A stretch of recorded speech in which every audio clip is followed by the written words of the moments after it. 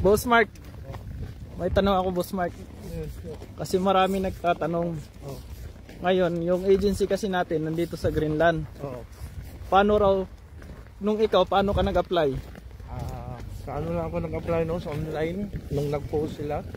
Tapos ni-refer sa akin ng kaibigan ko na nasa Papua New Guinea kasi nanggaling ako ng Papua New Guinea. Bali sinabi sa'yo yung agency na yon. Oo, tapos nag-send ako doon. After 2 days, nag-reply naman sila kasi nag-base sila sa experience. Kasi experience ko, mining and construction at saka logging. So, yun. So ibig sabihin, pag nag-apply ka doon sa FB page ng nila, ipipm ka nila or... Hindi, wag lang makulit sa magpapalo up, ano, hindi sila mag-PPM, mag-email sila. Sila mismo mag-email. At saka ipopost nila kung selected ka. Kumbaga hihingin sa iyo yung email mo tapos mag-email sila sa iyo, ganun. May kopya naman sila ng email address kasi nung pag-apply mo. Okay.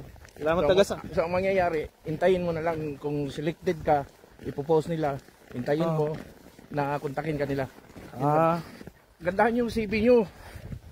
Saka yung CV nyo, nakabase talaga sa kung ano yung experience nyo at yung totoong ginagawa nyo talaga. Yes. Ano pangalan mo, boss?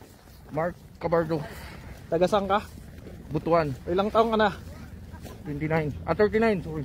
39. So yun. Sundan niyo yung sinasabi niya para makapunta rin kayo sa Greenland. Ayan yung Greenland, oh. Boss, tingnan mo yung Greenland, oh.